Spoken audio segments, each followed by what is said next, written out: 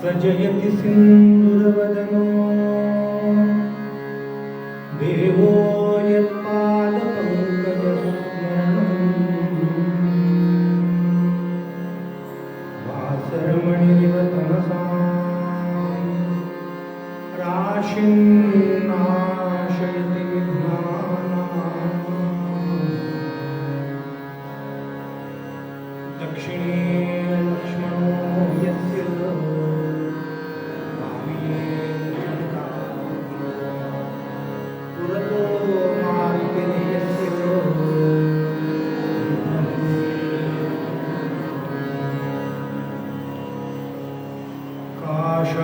वस्त्रं करिदण्डधारणं कमण्डलं पद्मकरेण शङ्खं चक्रं गदाभूषितभूषणाढ्यं श्रीपादं शरणं प्रपद्ये मनोजवं मारुततुल्यवेगं जितेन्द्रियं बुद्धिमतां वातात्मजं वानरयूथमुख्यं श्रीरामदूतं शरणं प्रपद्ये मूकं करोति वाचालं पङ्गुं लङ्घयते गिरिं यत्कृपातमहं वन्दे परमानन्दमाधवं गुरुब्रह्मा गुरुर्विष्णु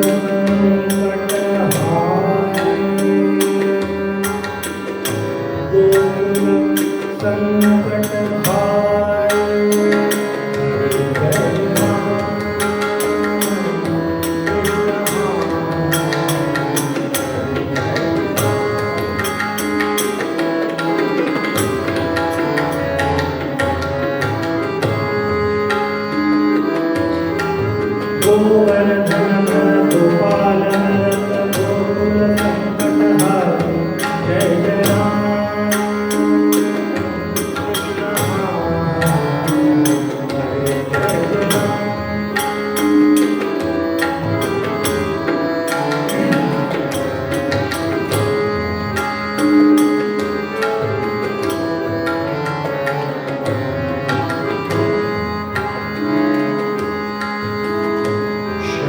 शरणागत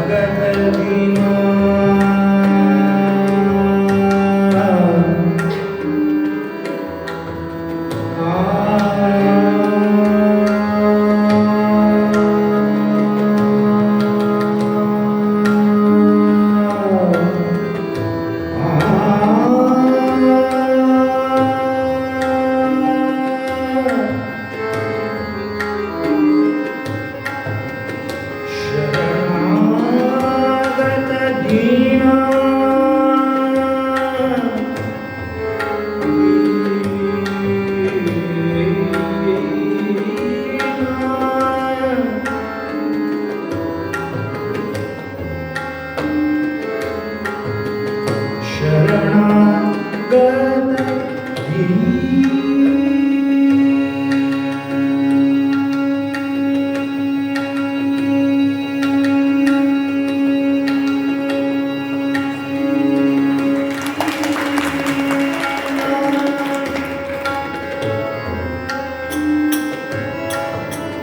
शरणागत शरणागत दीना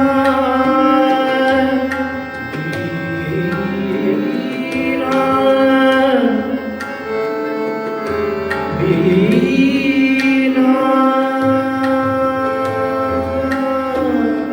गत दीना शरणागत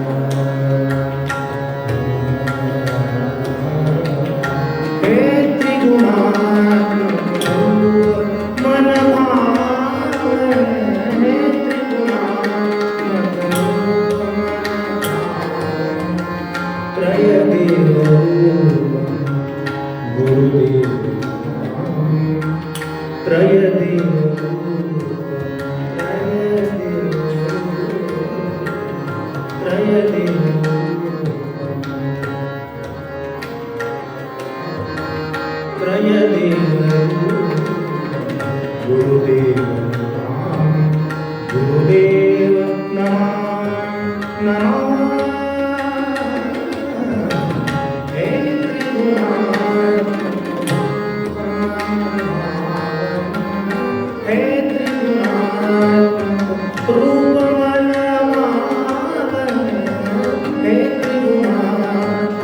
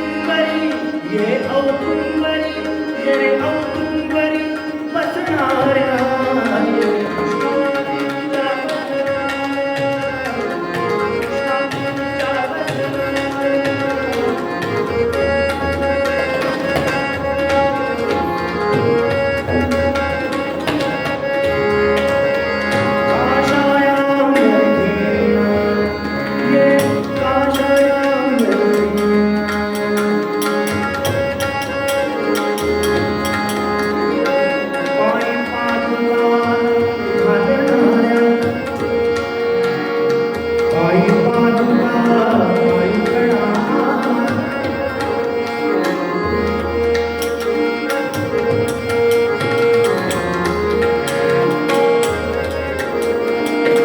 पायी पादुका घालणाऱ्या भस्मोद्धूलन करणाऱ्या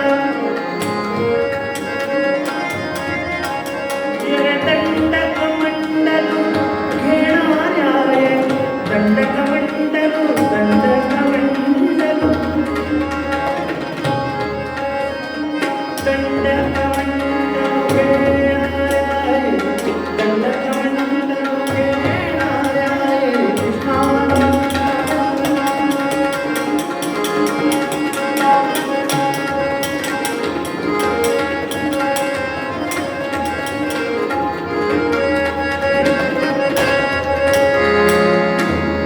स्वभक्त संगे असणाऱ्या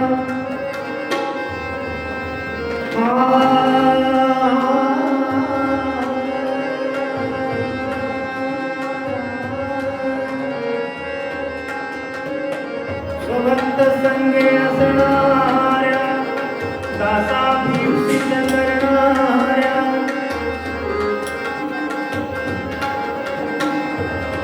येरे स्मरता दर्शन देणाऱ्या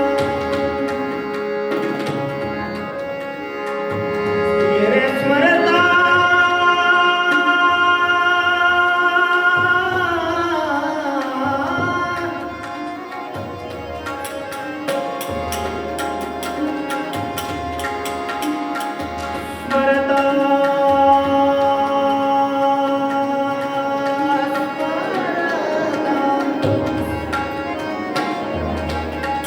येरे स्मरता दर्शन देणाऱ्या येरे स्मरता दर्शन देणाऱ्या येरे वासुदेवाच्या कैवाऱ्या येरे वासुदेवाच्या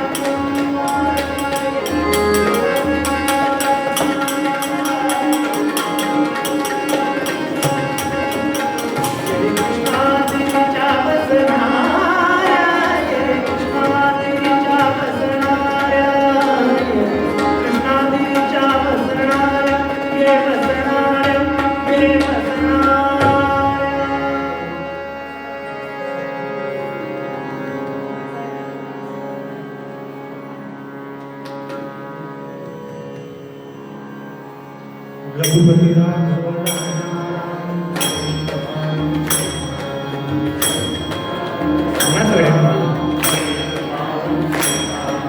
रघुपति राघव राजा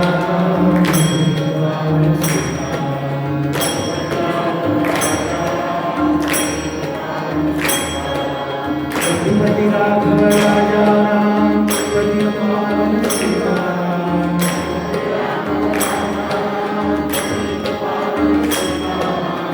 रघुपति राघव राजा पतित पावन सीताराम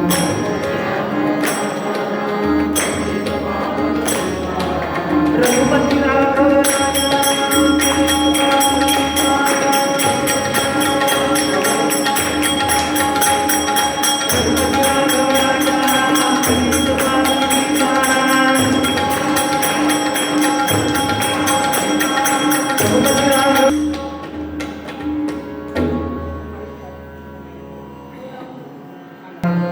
अनन्य शरण अनन्य शरण प्रभुला शरण प्रभुला अनन्य शरण प्रभुला अनन्य शरण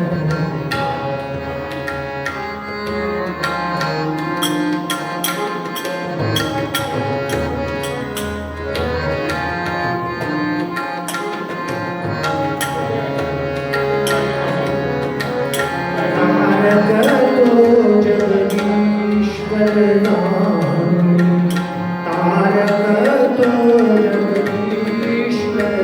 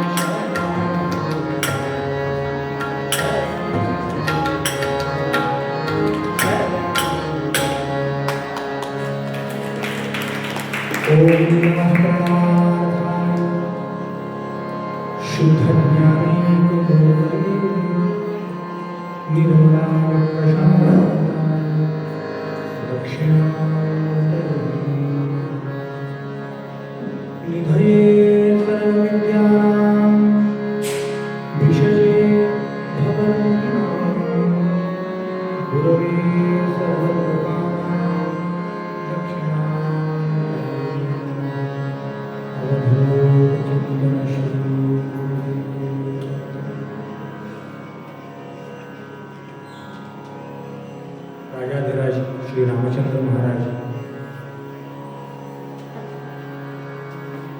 सद्गुरु माऊली रामदास स्वामी महाराज, जसे सरस्वती स्वामी महाराज, परमहंस परित्राजकाचार्य वासुदेवानंद सरस्वती स्वामी महाराज, या सर्वांना वंदन करून आजची सेवा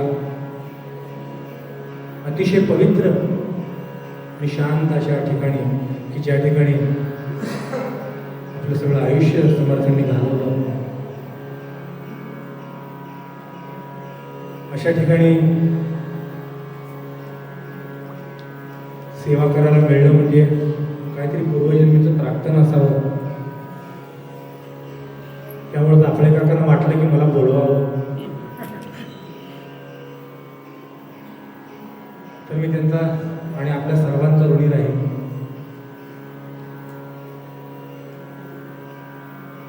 आजच्या निरूपणासाठी एकनाथ महाराजांचा एक अभंग घेतला आहे, कारण आपण सगळे भक्ती मार्गात आहोत. भक्ती मार्गात असताना महत्वाचा गुण आहे की अनन्यता पाहिजे.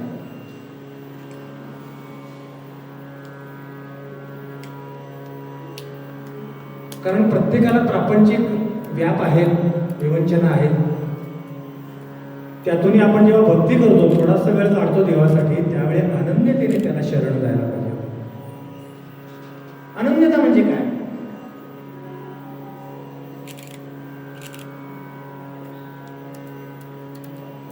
तर भगवान गोपालकृष्ण आपल्या भगवद्गीतेत म्हणतात, सर्वधर्मान् परित्यज्य मामेकं शरणं व्रज अहं त्वां सर्वपापेभ्यो मोक्षयिष्यामि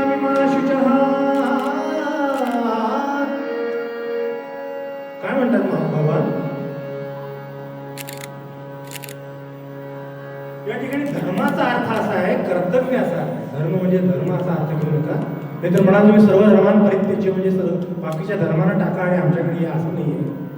तुमची सगळी कर्तव्य बाजूला ठेवा आणि तुम्ही मला शरण या.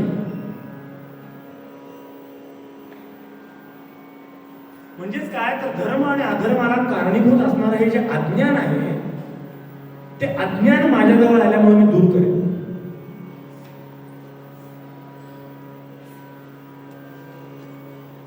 हा जो सच्चिदानंद परमात्मा आहे, जो सृष्टी स्थिती आणि लय करणार आहे, त्याच्याशिवाय आपल्याला वाचवणारा कोण आहे? म्हणून ते अर्जुनाला सांगतात की अर्जुना तू मला शरण ये, बाकी सगळं सोड, तुझ्या चिंता विवंचना सगळ्या मला अर्पण कर आणि मला शरण ये. मी तुला तुझ्या सगळ्या पापातून, सगळ्या जी दुःख आहेत तुझी ती सगळी मी निवारण करीन, असं आश्वासन भगवान गोपाल कृष्ण देत आहे.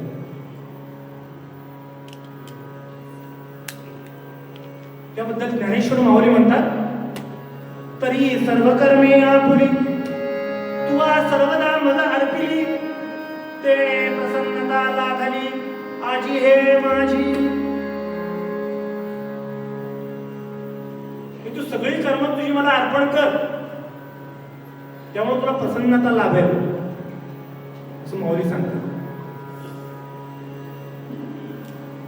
ज्ञानेश्वरीमध्ये माऊली म्हणतात, जो मन होय अनन्य शरण तयाचे निवारी मी जन्म मरण, या लागी शरणागता शरण्य मीची एकू.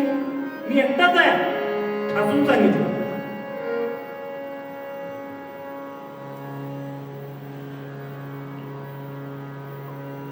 जर असं तो सांगतोय तर आपल्याला प्रश्न पडेल की हा कुठे आहे, हा परमात्मा कुठे आहे आणि कसा आहे? सामान्य माणसाला तर तो कळत नाही. कुठल्या परमेश्वराला शरण जायचं? एवढे सगळे परमात्मा आहे. तर अमृतराय आपल्या एका पदामध्ये सांगतात की परमेश्वर कुठे कुठे आहे. जगत व्यापका, हो जगत व्यापका हरिला, जगत व्यापका हरिला नाही कसे म्हणावे, नाही कसे म्हणावे, नाही कसे म्हणावे. जगत व्यापका हरिला नाही कसे म्हणावे.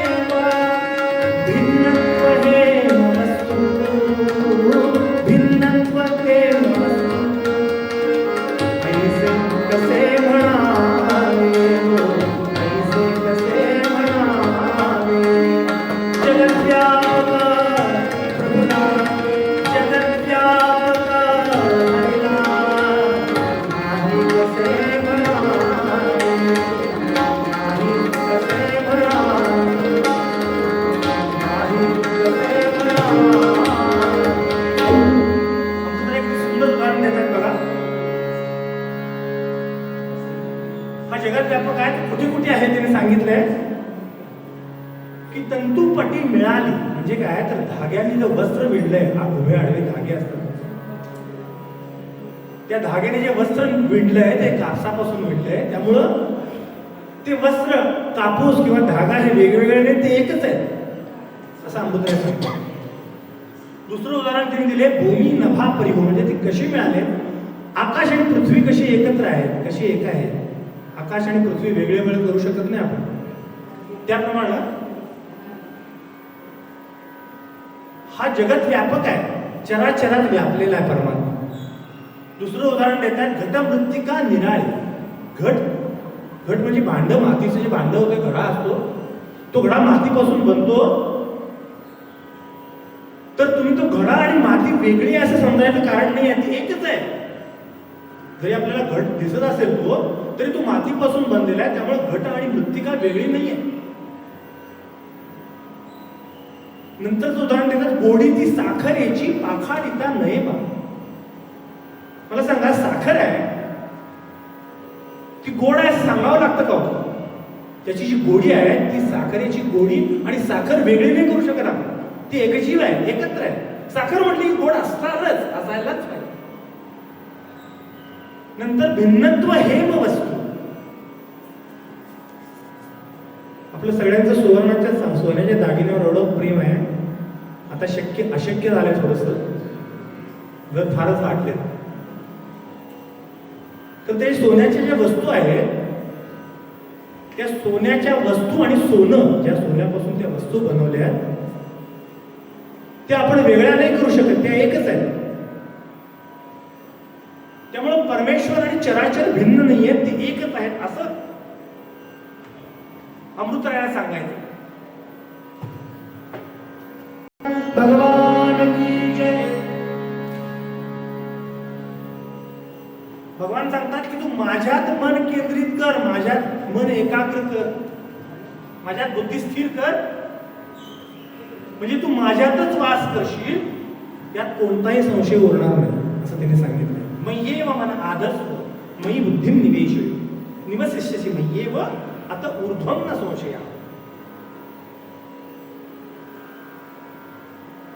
तर तसं केल्यामुळे तू मला निश्चितच प्राप्त करशील असं भगवान सांगतायत, निक्षून सांगतात, खात्रीनं सांगतात.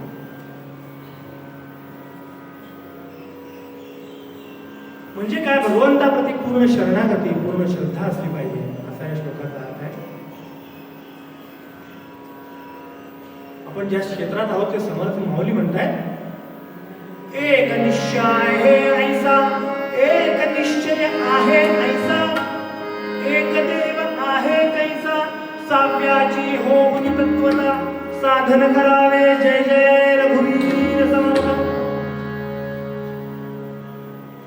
खऱ्या देवाचं स्वरूप समजून सांगताना समर्थ सांगतायत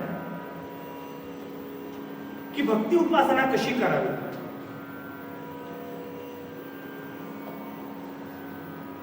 त्यांचं आयुष्य सगळं वेचलं की तुम्हाला भक्तीच्या मार्गावर आणावं. किती साहित्य उपलब्ध करून दिले बघा. साध्या साध्या गोष्टी आहेत, लहान मुलांना मनाचे श्लोक आहेत, लहान मुलांना काही सगळ्यांनाच उपयोगी पडतात. कुठे बसत नाही त्यातला श्लोक आपल्या पूर्ण आयुष्यामध्ये असं कुठेही होत नाही.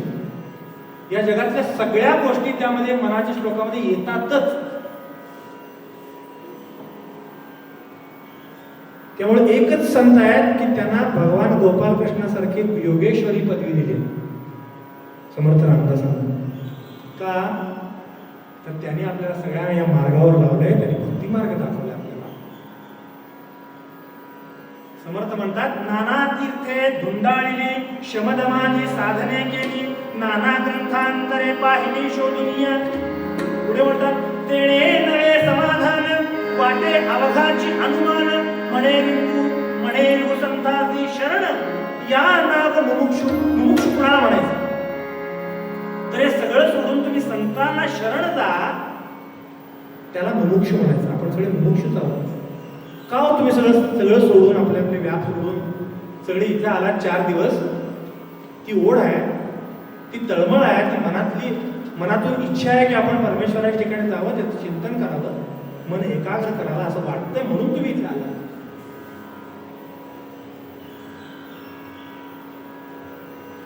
कारण जिथं केवळ बाह्यक्रियेनं किंवा दिखाव्यानं समाधान मिळत नाही, तर मनातील संशय म्हणजे अनुमान दूर झाला पाहिजे, असं समर्थ सांगतायत.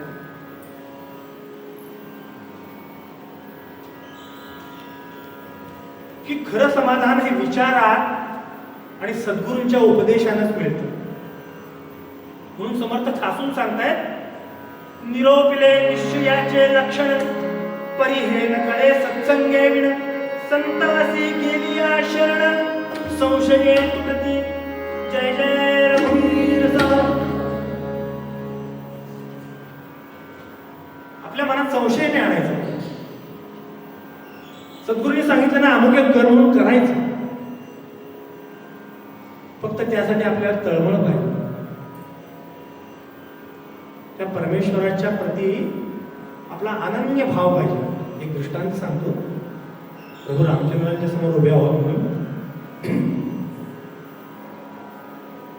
तुलसीदास त्यांचं वास्तव्य बरंच वास्तव्य वाराणसीमध्ये गेले, काशी क्षेत्री गेले. तर काशी क्षेत्री काय होतं, त्यावेळची अशी परिस्थिती होती की सकाळचे विधी जे असतात ते काशीच्या बाहेर करायचे असतात. काशीत परवानगी नव्हती. आता काय सगळं एक झालं. तर हे स्वामी महाराज गोस्वामी ते बाहेर जायचे आणि जे पाणी उरलेलं असायचं ते एका पिंपळाला घालायचे. असं रोजचा दिनक्रम होता त्यांचा. त्यामुळे ते पिंपळाचं त्यांना आशीर्वाद, पिंपळाचे आशीर्वाद मिळाले. त्या पिंपळाच्या वर एक राक्षस होते, पिशाच्य होते. ते पिशाच्य त्यांना प्रसन्न झाला आणि म्हणाले की मागा, तुम्हाला काय हवं ते मागा. आपल्यासारखा सामान्य माणूस असता तर काहीतरी प्रापंचिक मागितलं असतं की बाबा मला एवढं सोनं दे, एवढे पैसे दे, एवढी जमीन दे म्हटलं असतं.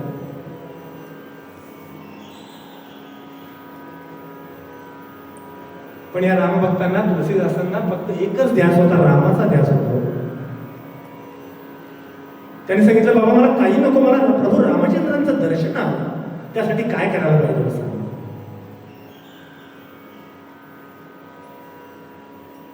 तेव्हा ते पिशाच्य त्यांना सांगितलं की त्यासाठी तुला एकच मार्ग आहे, तो म्हणजे हनुमंतराय. तू हनुमंतरायांना शरण जा, त्यांच्याकडे जा, ते तुला मार्ग दाखवतो. हे तर म्हणाले मी हनुमंतरायांना कसं ओळखीन, त्यांना ओळखायचं कसं.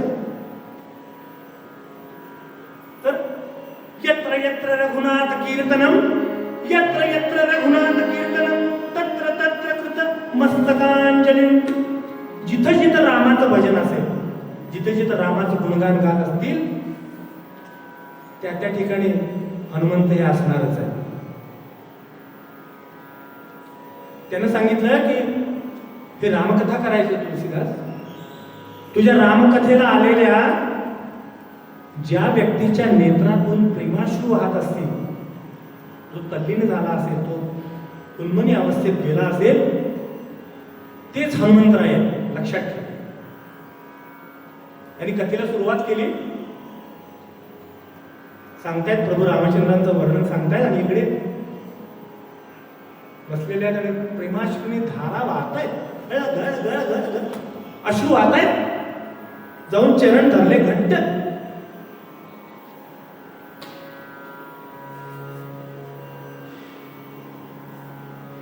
आणि प्रार्थना केली की मला प्रभू रामचंद्रांचं दर्शन करावं, काही करा. तेव्हा हनुमंतरायाने सांगितले की तुम्ही चित्रकूट पर्वतावर जा, तिथे तुम्हाला रामाचं दर्शन मिळेल. नंतर एकदा काय झालं, चित्रकूट पर्वतावर ते गेले असताना असं सहजासहजी तर दर्शन होत नाही ना. दोन राजपुत्र तिकडून येत होते घोड्यावर, पांढरे शुभ्र घोडे होते आणि राजपुत्र असे तेजपुंज. ते तिकडून येत आहेत तर हे पाहतायत, मंत्रमुग्ध झाले. हो, विसरून गेलं देहवान, कळलंच नाही. राम आणि लक्ष्मण होते, निघून गेले. थोड्या वेळाने पूर्वस्थितीला आल्यानंतर लक्षात आलं, अरे गेले निघून, गेला चान्स. पुन्हा हनुमंतरायांना आठवण केली, पुन्हा हनुमंतरायांचं स्मरण केलं. हनुमंतराय म्हणाले ठीक आहे, तुला अनेक संधी देतो. तर घाटावर एकदा चंदन उबाळत बसले होते तुलसीदास.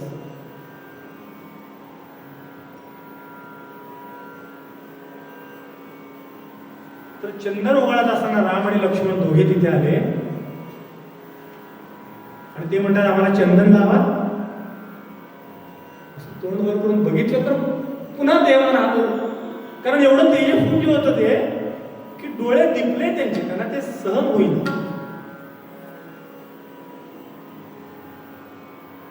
तर तेव्हा काय झालं, मारुती राय पोपटाच्या रूपाने आले आणि त्यांना आठवण करून देतात, अरे बघ तू पाय धर त्यांचे, तेच राम लक्ष्मण आहे.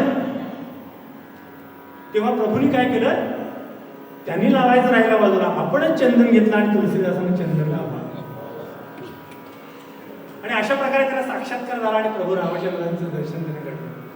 चित्रकूट के घात पै भई संतन की भीर, तुलसीदास चंदन खिसे तिलकते रघुवीर. राजाधिराज श्री रामचंद्र महाराज की जय. आणि अशा प्रकारे अनन्य भावाने शरण गेल्यानंतर प्रभू रामचंद्रांची कृपा तुलसीदासांच्यावर झाली. त्याच्यानंतर तुम्हाला माहिती आहे त्यांनी रामायण लिहिलं. फार सुंदर आहे ते रामायण, त्यातले वर्णन एक एक वर्णन एवढं सुंदर आहे. सीतेचं वर्णन तर एवढं सुंदर केलेलं आहे. एकेका अलंकारावरचे एक एक श्लोक आहेत, अतिशय सुंदर श्लोक आहेत. म्हणून एकनाथ महाराज म्हणतात की तुम्ही अनन्यतेने शरण जा. मग अनन्यता म्हणजे काय, तर देवावर पूर्ण विसंबून राहणे म्हणजे अनन्यता.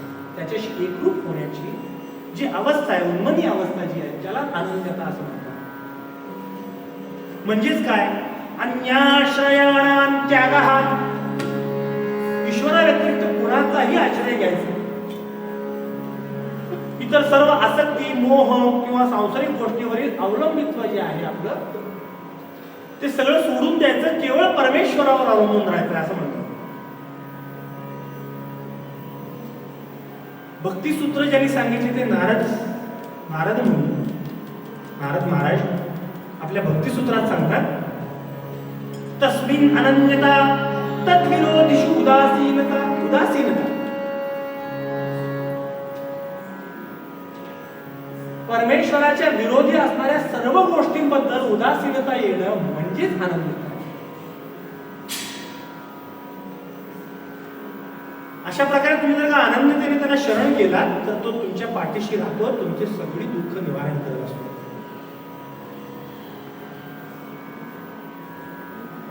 आणि जेव्हा आपण सद्गुरूच्या मागे जातो, सद्गुरूला अनन्यतेने शरण जातो,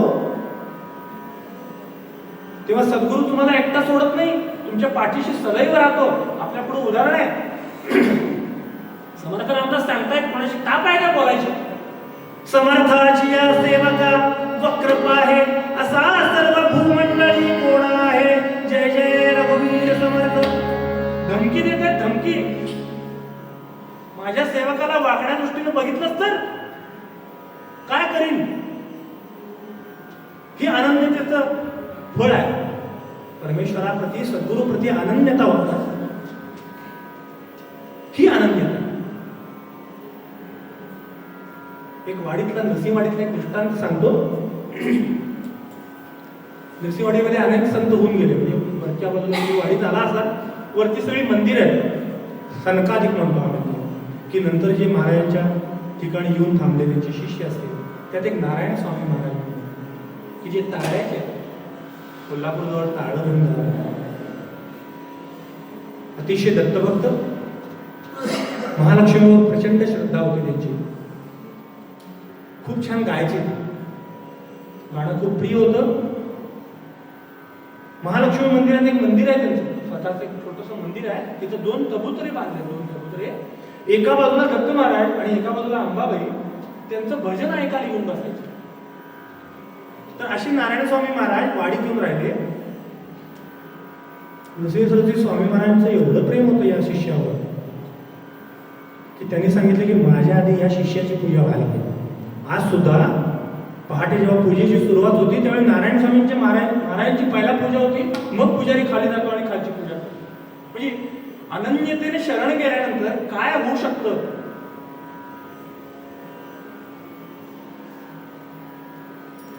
तर एकदा स्वामींची समाधी लागली होती, समाधीत मग्न होते. त्या स्वामींना 2 मुली होत्या. पत्नीचं निधन झाल्यानंतर त्या 2 मुली त्यांच्याबरोबर त्या नारायण स्वामींचं मठ आहे तिथे, तुम्हाला वाडीत बघायला मिळेल. तर तिथे त्या 2 मुलींसमोर ते राहायचे. लहान मुली होते. पहाटेची वेळ होती. हे आपल्या ध्यानावस्थेत मग्न झाले, अनन्य अवस्था आली. तेवढ्यात त्या एका मुलीला जाग आली. तिला शौच विधीसाठी ती रडायला लागली. यांना तर समजेना काही.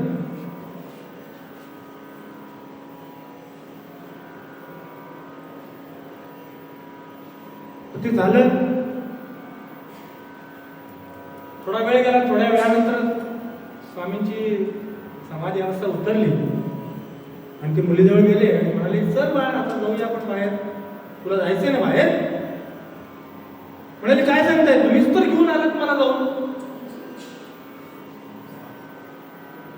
तर भक्तासाठी, अनन्यतेने शरण केलेल्या भक्तासाठी परमेश्वर काय करू शकतो? त्या बाळाला घेऊन गेले स्वतः स्वामी महाराज, नरसिंह स्वामी दत्त महाराज, जो परमात्मा आहे, जो सृष्टीचं पालन करताय, तो त्या मुलीला घेऊन गेला. त्यामध्ये त्यांना काही वाटलं नाही. त्यांनी त्याला व्यवस्थित आणून झोपवलं. किंवा माझ्या भक्ताला त्रास होईल, ही अनन्यता. तर ही अनन्यता हा शब्द नुसता ऐकून चालणार नाही, तो आपण आत्मसात केला पाहिजे, आपण जगला पाहिजे. म्हणून समर्थ सांगतायत, अनन्या सरक्षी तसे चाप पाणी, नुपेक्षी कदा रामदासाभिमानी. जय जय रघुवीर समर्थ. गुरुस्तुती म्हणून एक कोऱ्या महाराजांचा ग्रंथ आहे. गुरुस्तुती म्हणून एक स्तोत्र आहे. त्यामध्ये पहिलीच ओळ आहे, पहिलाच श्लोक आहे, अनन्य भावे भजता अनन्य, अनन्य भावे भजता अनन्य, लभ्य प्रभुजो न च होयन्य, संन्यस्त सर्वेषण तारणार्थ, तो पूर्णानंद गुरु समर्थ, अवधूत चिंतन श्री गुरुदेव दत्त. अनन्य शब्द 3 ठिकाणी आहे, प्रत्येक वेळी वेगळा अर्थ आहे. पहिला जो शब्द आहे अनन्य, तो एकमेवा द्वितीय अशासाठी. अनन्य भावे भजता अनन्य, एकमेवा द्वितीय जो परमेश्वर आहे, असा जो अनन्य आहे, अनन्य भावे भजता अनन्य. अनन्य रूप म्हणजे आपण जे आता वर्णन करतोय ते अनन्यता, ती अनन्यता. भजता अनन्य, लभ्य प्रभू जो नच होयन्य, सहज उपलब्ध होणारा असा परमेश्वर आहे. तो दुसरा कोणता नाही, हाच आहे. दुसरा कुठला नाही, हिता आणि अनन्य. म्हणजे 3 वेळा 3 ठिकाणी वेगवेगळा अर्थ आहे. अन्य, अनन्य भावे भजता अनन्य, लभ्य प्रबोधो नच होई अन्य, संध्यस्त सर्वेषण कारणार्थ, तो पूर्ण आनंद.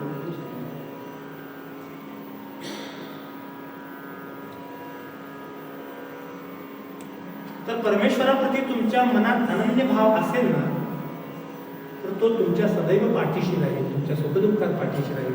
तुम्ही कधीही घाबरायचं काम नाही. म्हणून ज्ञानेश्वर माऊली आपल्या वर्णनात सांगताय, मग मीची डोळा देखिला, मग मीची डोळा देखिला, जिही कानी मीची ऐकिला, मनी मी भाविला वानिला वाचा,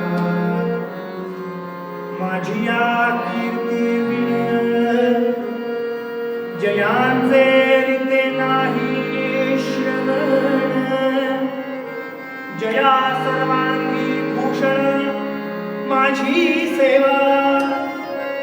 ज्ञानेश्वर माऊली की जय. काय सांगतात ज्ञानेश्वर माऊली बघा, की ज्या भक्तांनी अनन्य भावाने सेवा केली आहे माझी, त्यांचे अंतःकरण पूर्णपणे भगवंत रूप झाले. म्हणजे काय, मग मीची डोळा देखील, मी जे जे डोळ्याला बघेल ते अन्य काय नसणार, तूच अशी, तुझंच रूप असणार. मी दुसरं काही बघणार नाही, तुझंच रूप बघेल. मग मीची डोळा देखिला, जिही कानी मीची ऐकिला, जी मी ऐकेन ते तुझंच वर्णन असेल, तुझंच गुणगान असेल, तुझंच नामस्मरण असेल, दुसरं काही ऐकणार नाही मी. म्हणजे एवढी आनंदता पाहिजे. मनी मी भाविला, कान झाला, डोळा झाला, मन आहे ना. मनी मी भाविला, मनात फक्त भाव तुझाच आहे. वाणीला वाचा, त्याच्या वाणीनं फक्त गुणगान तुमचंच काय, दुसरं कोणाचं, फक्त तुमचंच गुणगान काय.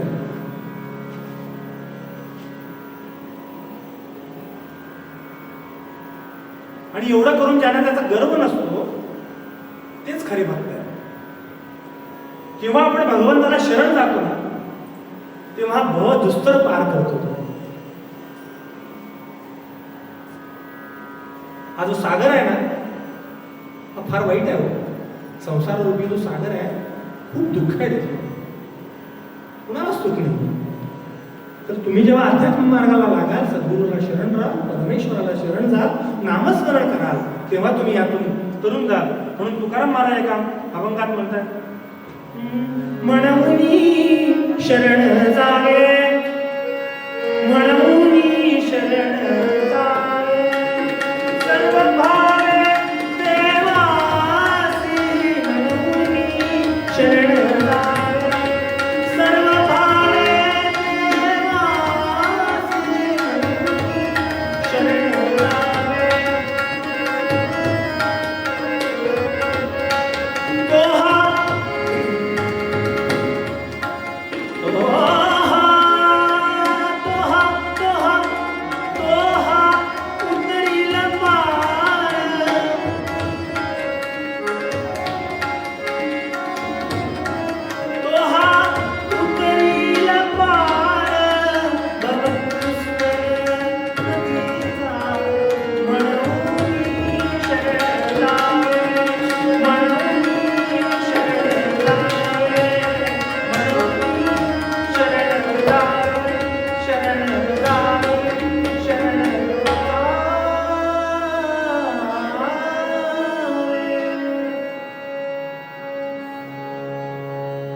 महाभारतातला एक दृष्टांत आहे. मोठी सभा भरली आहे, द्रोणाचार्य, कृपाचार्य, सगळे कौरव बसले, तिकडे पांडव बसले, आणि दुर्योधनाने केसांना धरले द्रौपदीच्या आणि फरफटत त्याला भर दरबारात घेऊन आले. द्रौपदी हातबल झाली, काय करावं तिला सुचेना. तिनं पहिला पितामह भीष्मांच्याकडे बघितलं. आपण काय करतो, आपल्या घरातल्या मोठ्या माणसांकडे बघतो आपण, किंवा मला या संकटातून वाचव म्हणून पितामह भीष्मांच्याकडे बघितलं तर मान खाली घातले, काय करू शकले नाही. मग कृपाचार्यांच्याकडे बघितलं, आपले सासरे बसले होते, धृतराष्ट्र महाराज बसले होते, सगळ्यांनी माना खाली घातल्या होत्या. शेवटी बलाढ्य पती, 5 पती, केवढं सामर्थ्य होतं, केवढं शौर्य होतं. धनुर्धारी अर्जुन, भीम, नकुल, सहदेव,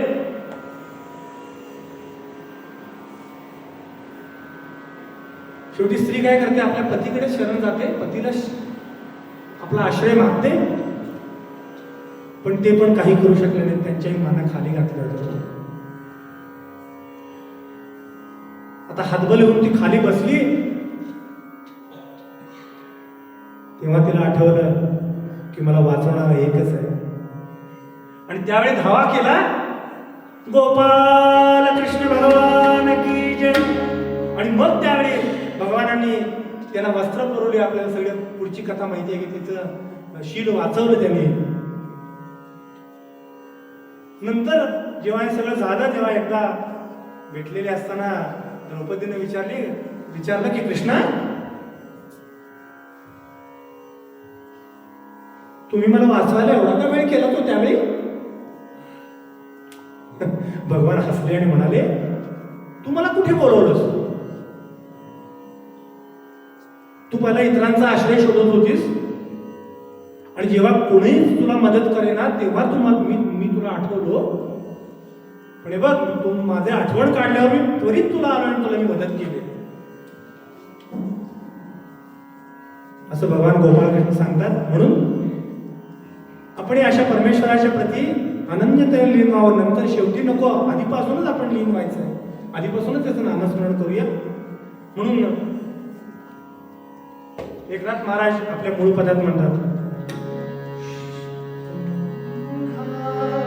प्रभुला अनन्य शरण घ्या, अनन्य शरण घ्या, प्रभुला अनन्य शरण घ्या. तारक तो जगदीश्वर जाणी, तारक तो जगदीश्वर जाणी, तारक तो जगदीश्वर जाणी.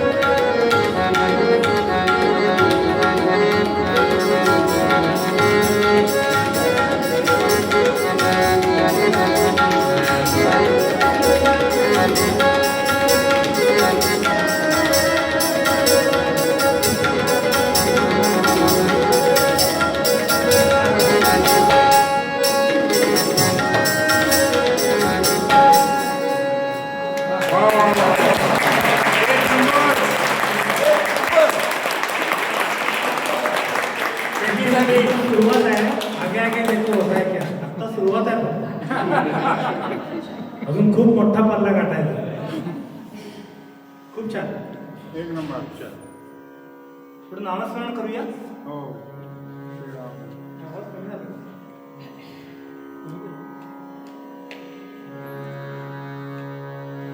दिगंबरा दिगंबरा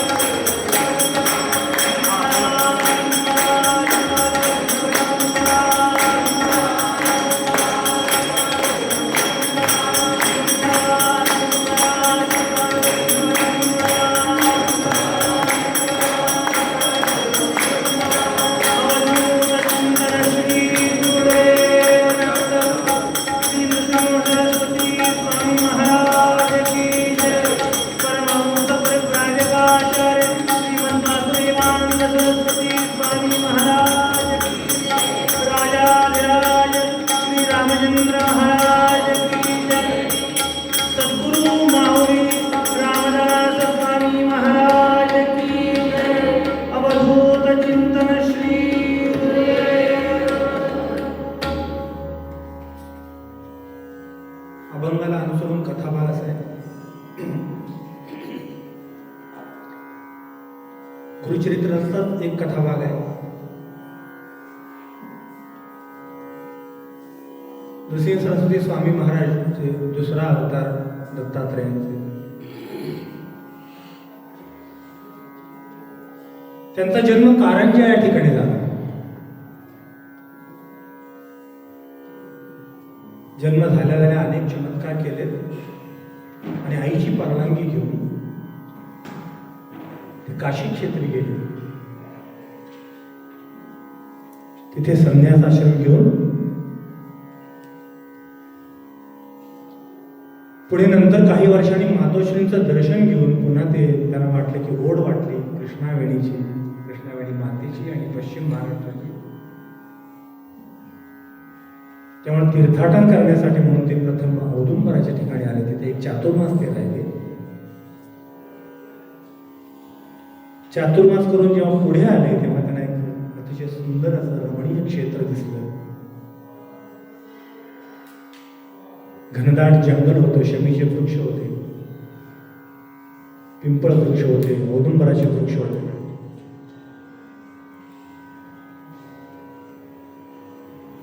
त्यांना वाटलं की हेच योग्य जागा आहे आपल्या तपश्चर्येसाठी आणि गुप्त रूपानं त्या ठिकाणी 12 वर्ष ते राहिले.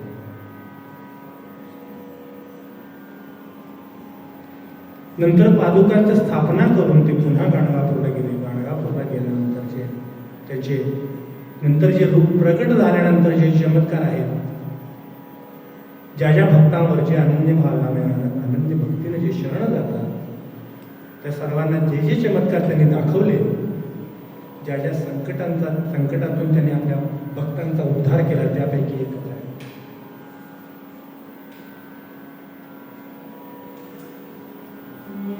माहुर देशी होता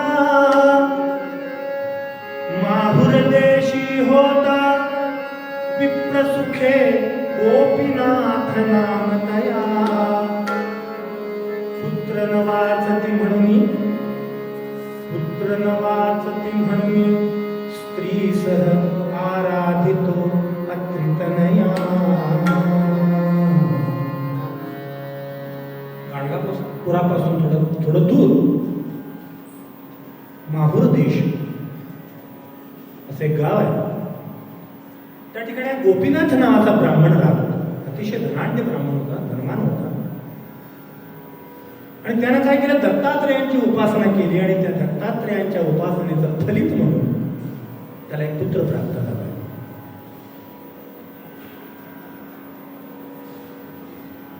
दत्तात्रेयांची उपासना केली, त्यांच्या आशीर्वादामुळे झाला म्हणून त्याचं नाव ठेवलं दत्त. श्रीमंत ब्राह्मण होता, लाड भरपूर केले मुलाचे.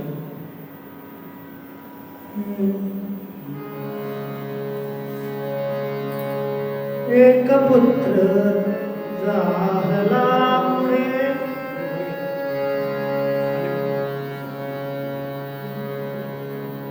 एक पुत्र झाला पुढे त्यासी दत्त नाम देविले कौतुके.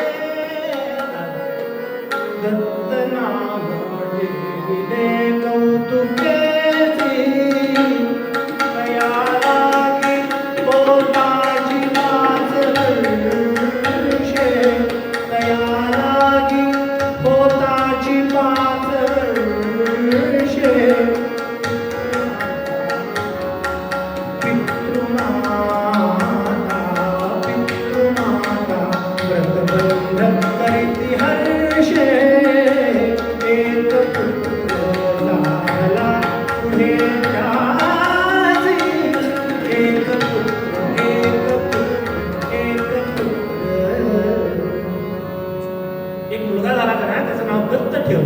आणि 5 वर्षांचं झाल्यानंतर त्याची मुंज केली.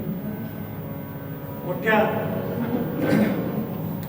समारंभात मुंज केली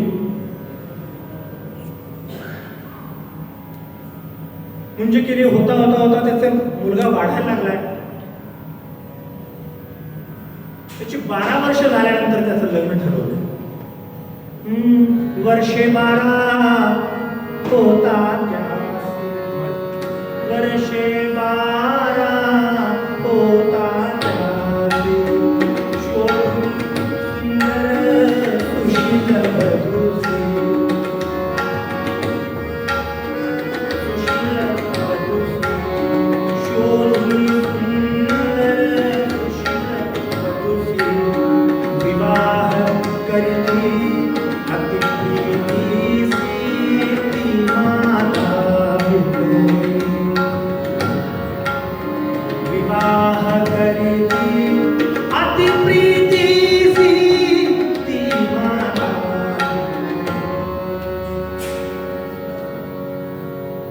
पूर्वीच्या काळी बघा, मुलगा 12 वर्षाचा आणि मुलगी कन्या म्हणजे 8 वर्षाची असते तेव्हा लग्न केलं जायचं.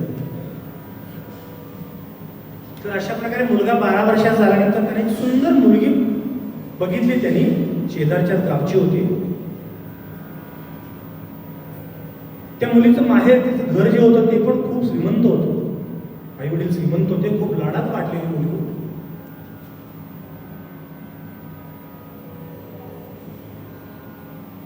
आणि अशा मुलीचं त्या मुलाशी लग्न झालं. दोघे सुंदर रूपानं होते,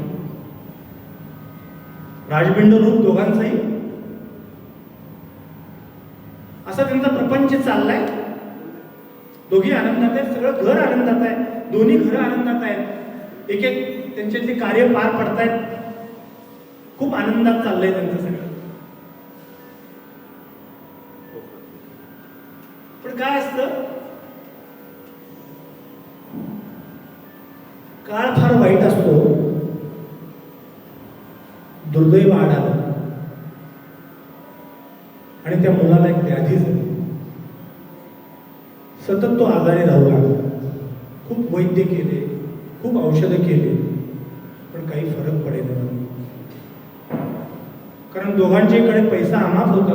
अनेक देशीचे वैद्य गोळा केले, वैद्य आणले, सगळ्यांनी प्रयत्न केला की त्याचं आरोग्य त्याला चांगलं मिळावं म्हणून. पण दिवसेंदिवस त्यात वाढच होतीये. त्याला क्षयरोग झाला. असं निदान झालं की याला क्षयरोग झालाय. पण काय होतं, बुद्धीला पटत नाही, ऍक्सेप्ट करत नाही माणूस काय होणार आहे. जो कोणी येऊन सांगेल ते सगळे उपाय करतायत. त्यांनी सांगितलं अमुक ठिकाणी जा, अमुक हे करा, अमुक करा, हा प्रकार करून बघा. प्रत्येक जण जे सांगतील त्या प्रमाणात प्रयत्न करतायत, पण काय होत. अनुष्ठान जप मांडिते नाना, अनुष्ठान जप मांडिते नाना, अनुष्ठान जप मांडिते नाना, मंत्रयुक्त आचरती हवना,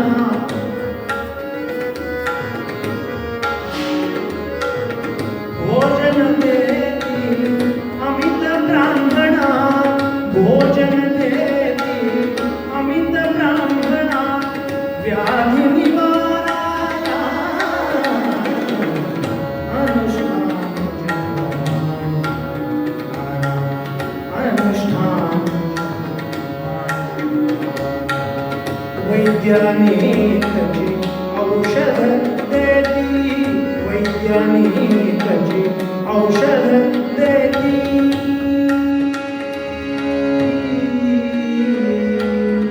वैज्ञानिक औषध देती, ज्योतिषी कुलदैवत उदगी, ज्योतिषी कुलदैवत उदगी, शमन होते महाव्याधी, शमन होते महाव्याधी, व्याधीच त्या पुरला,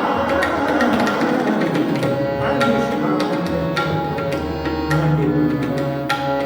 अनुष्ठान अनुष्ठान अनुष्ठान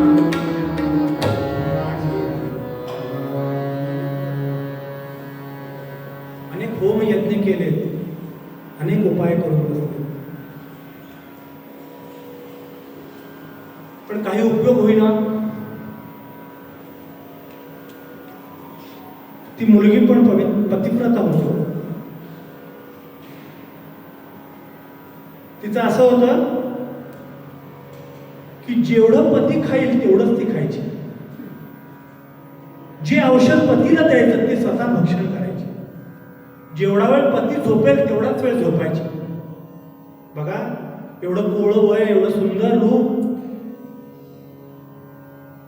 एवढा असून देखील पती म्हणजे माझा परमेश्वर आहे, तो वाचला पाहिजे म्हणून त्यासाठी ती प्रयत्न करते.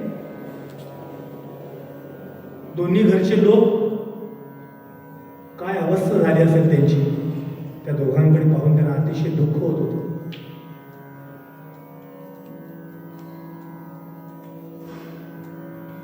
तो जो मुलगा होता तो पण सुशील होता. त्याला कळत होतं कोणाकोणाला काय त्रास होतोय, आपल्या पत्नीला किती त्रास होतो. एक दिवशी त्याने सगळ्यांना बोलवलं. त्याने सांगितलं की आई बाबा, तुम्ही माझ्यासाठी खूप केलंय, आतापर्यंत खूप केलं, खूप प्रयत्न केले, पण मी आता थकलोय. मला आता कळतंय की माझा अंतिम समय जवळ आला. मला नाही वाटत की मी यातून वाचेन. त्यामुळे तुम्ही दुःख करू नका, तुम्ही आता हे उपाय थांबवा.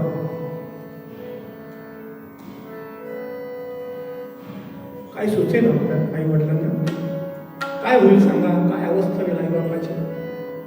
तरुण वयातलं मूल जर अशी निर्वाणीची भाषा करत असेल तर काय वाटेल. त्यांना ते सहन नाही झालं म्हणून ते दोघे बाहेर निघून गेले. तर तो आपल्या पत्नीला जवळ बोलून म्हणतोय की प्रिये, माझा आई, तरुण आहेस, तुझं एवढं रूप सुंदर आहे,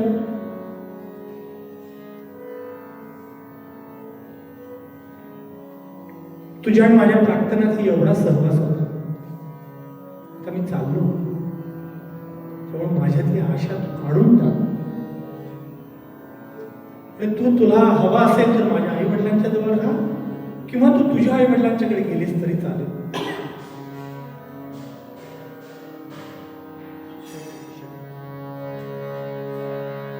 या परिजननी जनका,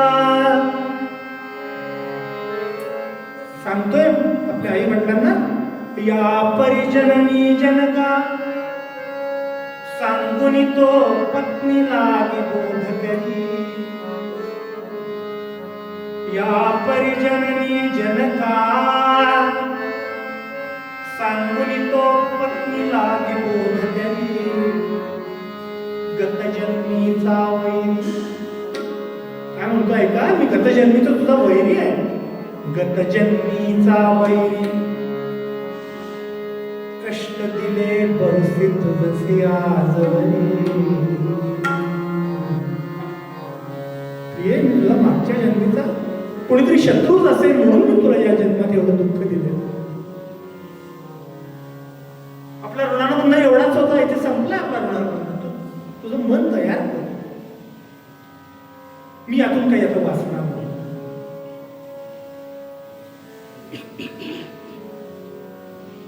तेव्हा पत्नी त्याचं चरण धरते आणि म्हणते,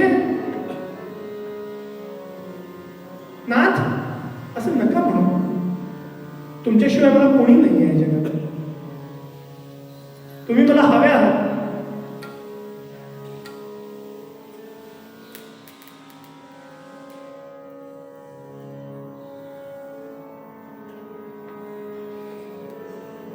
म्हणते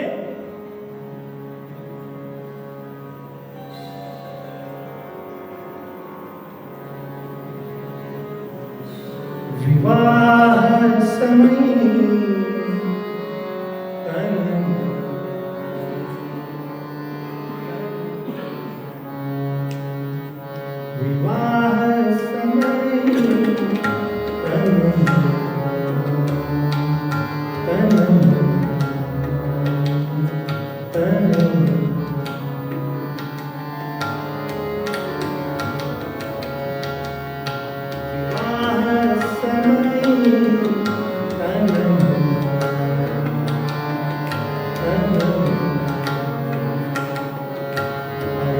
Yeah.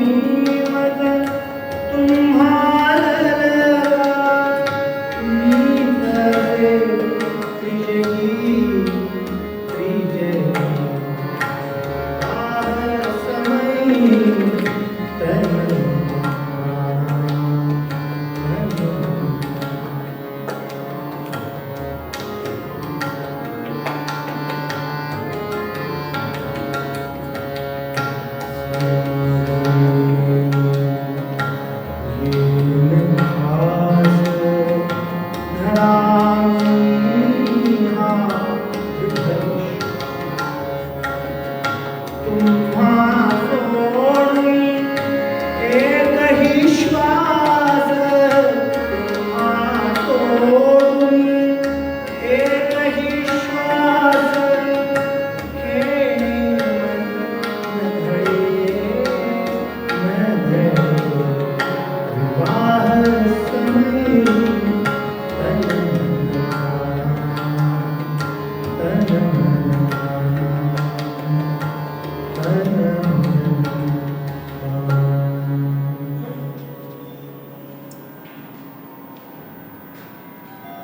तुमच्या शेवटच्या श्वासापर्यंत मी तुमच्या बरोबर राहील आणि त्यानंतरही तुमच्या बरोबरच असेल. काय व्हायचं असेल तर दोघांना मिळून होऊ दे. तुम्ही माझं सर्वस्व आहात, तुमच्याशिवाय मी जगू नाही शकणार असं ती सद्गतीत कंठाने त्याला सांगते.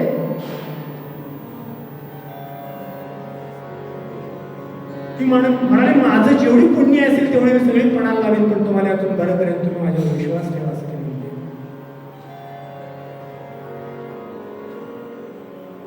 आणि एक दिवस असा झालाय की गुरुभक्त त्यांना भेटले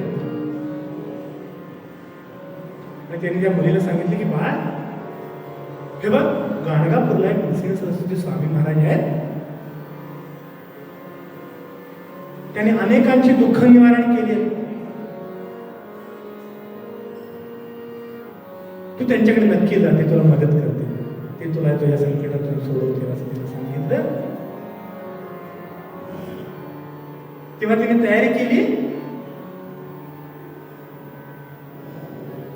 की एक शेवटचा उपाय म्हणून मी आता गाणगापूरला जाणार, महाराजांच्याकडे जाईन, त्यांना प्रार्थना करेन, त्यांच्या चरणावर लोळीन आणि माझ्या पतीचे प्राण वाचवा म्हणून त्यांच्याकडे पदर पसरेन असं तिने आपल्या सासू सासऱ्याला सांगितलं. ते म्हणाले आम्ही पण तुझ्यावर येतो, तर ते म्हणाले नको, कारण यांना घेऊन चालले, यांची एक जबाबदारी, त्यात तुम्ही असलात बरोबर तर मला त्रास होईल आणि त्यांच्याकडे लक्ष देणं होणार नाही, त्यामुळे तुम्ही इथे थांबा, मी त्यांना नक्की घेऊन येईल, माझा विश्वास ठेवा, आम्ही नक्की दोघे परत येऊ असं तिने आश्वासन दिलंय तिला. सगळे गावकरी आले बरोबर, वेशीपर्यंत आले, एक डोली केली, त्या डोलीमध्ये त्याला बसवलं आणि ही पतिव्रता चालत चालली आहे. बरोबर एक दोन गावकरी घेतले आणि अशा प्रकारे ते गाणगापूरला चालले. जवळच गाव आहे, गाणगापुराकडे वाटचाल करते.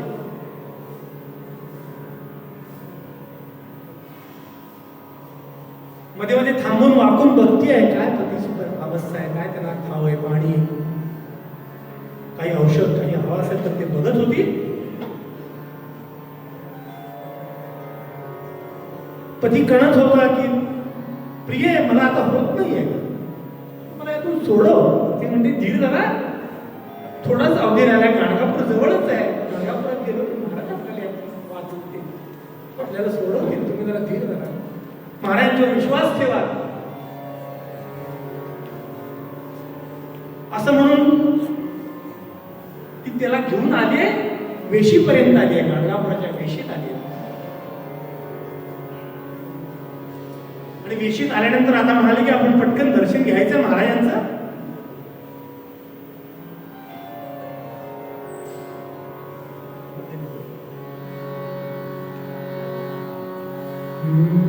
गुरुदर्शनासी सत्वर, गुरुदर्शनासी सत्वर, जावे या लागी जो सती पाहे, तो आढळले विपरीत, तो आढळले विपरीत, पतीचा तात्काळीत प्राण गेला आहे.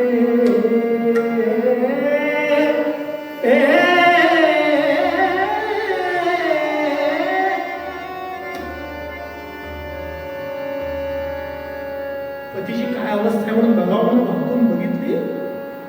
तिने पत्रे हलवते तर पती निष्प्राण झालेला आहे, हालच नाही. काही कळे ना बिचारी,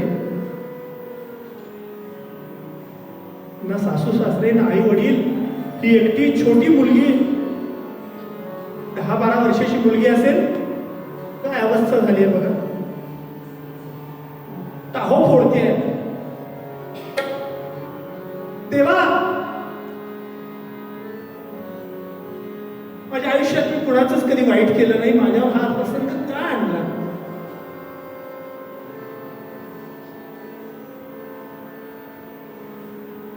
नाथा, तुम्हाला बरं करायचं म्हणून मी इथे घेऊन आले आणि तुम्ही मला सोडून चालला.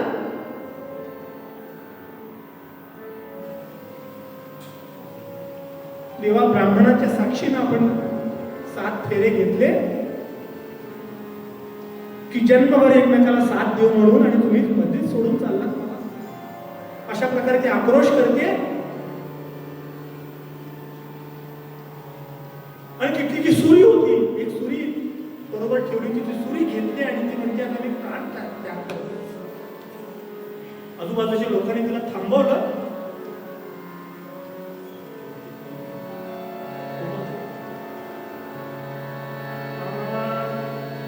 सतीचा शोकानावर पाहुनी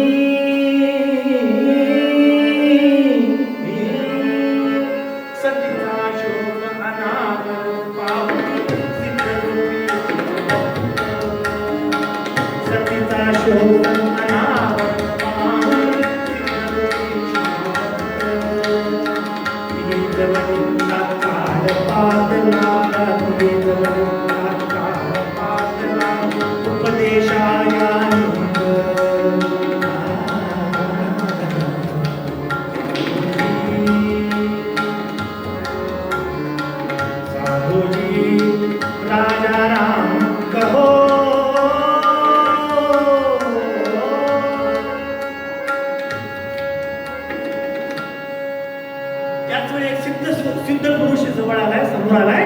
कसा आहे तो?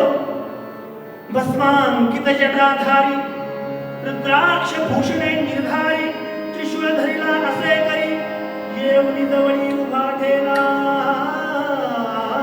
अवधूत चिंतन श्री गुरुदेव.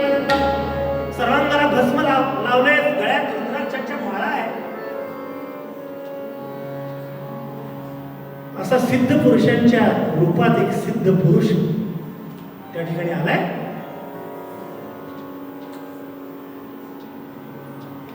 आणि तो त्या बाळाला समजून सांगतोय, त्या मुलीला समजून सांगतोय की अरे काय झाले. तर ते म्हणाले असं असं झालंय. तर ती म्हणाले, ते म्हणाले की वृथा शोक करते असतो, याचा काही उपयोग नाही. किती डोकं आपटून घेतले तरी तो जिवंत होणार नाही. ते सांगतायत जातस्य हि ध्रुव मृत्यू ध्रुवम जन्म मृतस्य च तस्मात् परिहार्य येथे न त्वं शोचितुमर्हसि. एकदा गेला की परत येणार नाही. म्हणजे जो जन्माला येतो तो मृत्यू पावणार. जे जे जे जे उपजे ते नासे, जे जे नासे ते पुनरपि दिसे. हे राट गाडले. त्यामुळे बाळ, तू शोक करू नकोस, कारण हा मृत्यू निश्चित आहे. प्रत्येकाला मृत्यू येणार, प्रत्येक जीवाला मृत्यू येणार. तो नवीन देह धारण करणार, पुन्हा जन्माला येणार, पुन्हा मृत्यू पावणार. हे चालत राहणार आहे. मला सांग, तू मागच्या जन्मी कोण होतीस? तू आत्ता याला पती पती म्हणतेस. तू मागच्या वेळी कोण होतीस? हा कोण होता तुला माहितीये? तर तू असा शोक करू नकोस, कारण अनित्यानि शरीराणि न वैभवं नैव शाश्वतम् नित्यं सन्निहितो मृत्यू कर्तव्यो धर्मसंग्राम. शरीर नश्वर आहे, क्षणभंगुर आहे. ते अनेक परीने तिला समजून सांगतायत, महाराज, की हे जीवन म्हणजे पाण्यावरचा बुडबुड आहे. तो किती वेळ राहतो, तो केव्हा संपेल. अरे सकाळी झोपताना माहित नाही सकाळचा दिवस दिसेल की नाही. असं एक क्षणभंगुर जीवन आहे. त्यामुळे याचा जो मृत्यू झालाय त्याला तू काही करू शकत नाहीस. तू सावर स्वतःला. तर ती म्हणाली असं कसं? मी काय तोंड दाखवू माझ्या सासूच असताना? मी त्याला सांगितलंय ना की मी त्याला घेऊन येते म्हणून. ते पातक मी माझ्या ओरावर घेऊ पुत्र शोकाचं? कमीत कमी त्यांच्या समोर तरी त्याचा मृत्यू झाला असता. मी तुमच्यावर विश्वास ठेवून, सद्गुरूंच्यावर विश्वास ठेवून आले. तुम्ही स्वतःला पतित पावन समजून समजता, तुम्ही मला यातून वाचवू शकणार नाही. कळकळीने विनंती करते हो. पदर पसरला महाराजांच्या पुढे. महाराज म्हणाले नाही.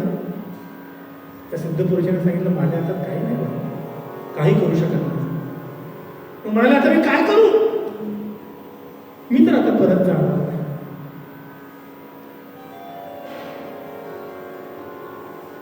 या कथेसाठी 3 अध्याय आहेत. ते 3 अध्यायामध्ये याचं वर्णन आहे. त्यानंतर महाराज तिला वर्णन करतायत, सांगतायत, उपदेश करतायत की तुझ्याकडे 2 पर्याय. जर तुझ्या पोटी लहान मूल असेल, गर्भवती असशील, तर वैधव्यपणाचा जो आचार आहे तो सांभाळतो आणि तू असं पुढचं तुझं जीवन व्यतीत कर. किंवा जर काही नसेल, तुझ्या मागे पाश नसतील, तर सती जाण्याशिवाय तुला पर्याय नाही. तू ठरव तुला काय करायचं. ती म्हणाली, मला मूल बाळ तर काय नाहीये, माझ्या मागे कोणी नाहीये, मला पतीशिवाय कोणीच नाही. मी अशा परिस्थितीत माझ्या आई वडिलांकडे जाऊन राहणार नाही, कारण सुंदर देह आहे, तारुण्य आहे, त्यामुळे मला माझ्यावर विश्वास नाही आहे, त्यामुळे मी सतीच जातो.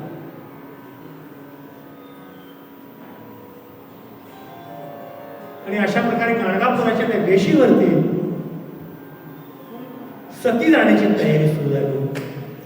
हिरवं लुगडं घेतलंय, हिरव्या बांगड्या, सगळा मळवट भरलाय, चुडा भरलाय हातातला, कोणी वाणे देते, कोणी हळदी कुंकवाचा सडा घालतंय, सगळीकडे जल्लोष आहे. तेव्हा सती जाणार. आणि काय कौतुक आहे हो, 10-12 वर्षाचं मूल, ते अतिशय रूपानं देखणी, सुंदर, नाजूक.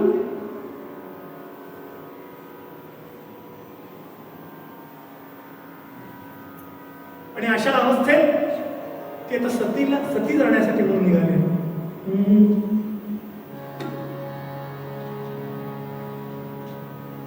वाणी देती पाहण्यासाठी, वाणी देती पाहण्यासाठी, दाटी झाली भीमाती,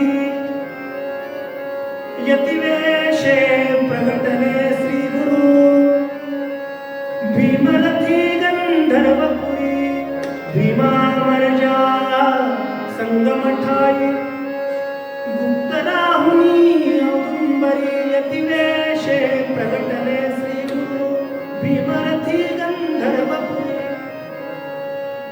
गाठी झाल्या भीमा तीरावर. गावातले अलीकडच्या पलीकडच्या गावातले सगळे लोक गोळा झाले. अहो, आश्चर्यच होतं, नवल होतं. एवढी तरुण मुलगी सती जाण्याची तयारी होती. ते सिद्धमुनी जाताना तिला आठवण केली की म्हटली, बाळ, तिला 2 रुद्राक्ष दिले आणि तिला सांगितलं की तू त्या जेव्हा दहन करणार त्यावेळी त्या प्रेताच्या कानामध्ये ते कुंडल म्हणून बांधते सांगितलं. आणि म्हणाले की जायच्या अगोदर संगमावर एक यती बसले, त्यांचं दर्शन घेऊन, म्हणून तिला आठवण केली. आणि अशी ती शोभायात्रा चालली आहे, प्रेतयात्रा चालली आहे. आणि स्मशानात पोहोचले, प्रेत ठेवले दहनासाठी.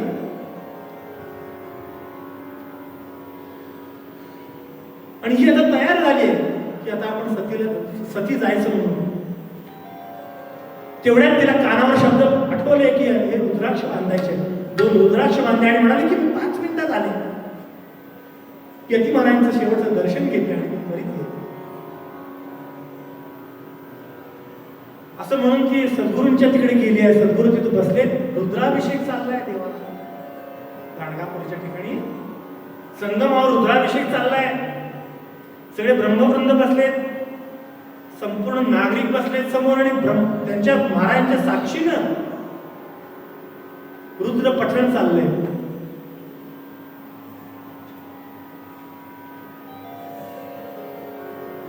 ही धावत आली तिकडे, लांबून दर्शन घेतलंय. दर्शन घ्यायची पद्धत पूर्वी अशी होती की असं खाली वाकायचे आणि 2 हात हलवायचे, असं दर्शन.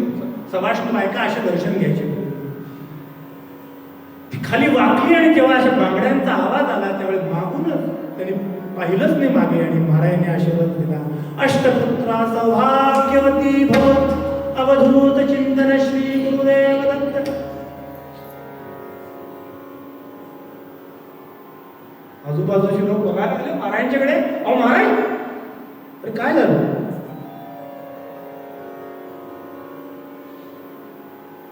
ती सती जायला आली आहे, त्याचा पती मृत झाला आहे तिथे स्मशानभूमीमध्ये, त्याचं प्रेत ठेवलंय आणि तुम्ही आशीर्वाद दिला, अष्टपुत्र सौभाग्यवती बाबा. महाराज म्हणाले शक्यच नाही, असं कसं होईल, घेऊन या प्रेत.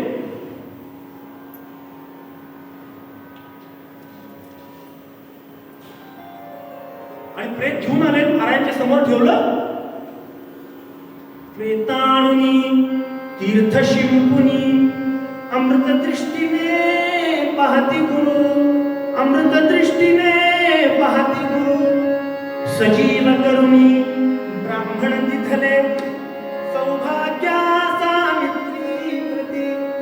यतिवेशे प्रगटले श्री गुरु भीमरथी गंधर्वपुरी.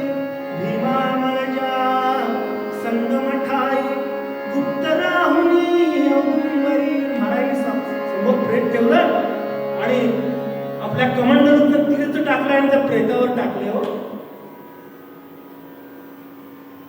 काय चमत्कार बघा. आश्वासन दिलंय ना, तुझा सांभाळ करीन म्हणून, ते खोटं नाही म्हणत. एवढ्या आनंद भावेने तुम्हाला शरण आली, तुला मी असं सोडणार आहे का. तीर्थ शिंपटल्याबरोबर ते प्रेत उठून बसलं.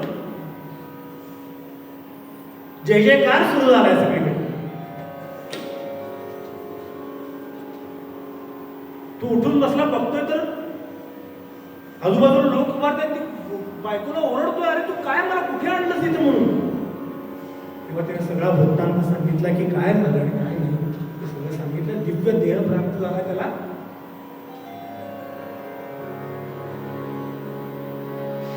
आणि दोघांनी दाम्पत्याने मिळून महाराजांचा अभिषेक केला, महाराजांची प्रार्थना केली.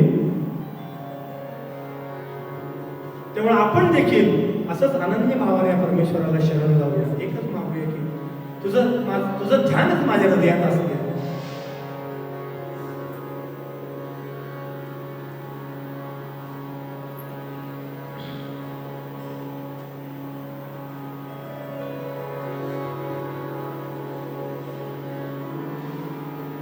तुझं नामच माझ्या मुखात अखंड राहू दे, माझ्या हृदयात तुझा अखंड वास असू दे.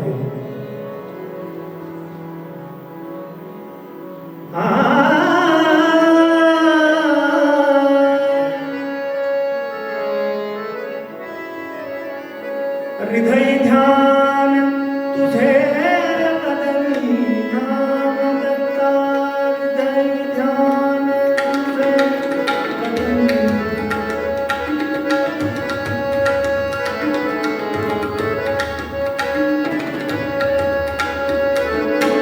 हृदय ध्यान तुझे बदली नाम दत्ता.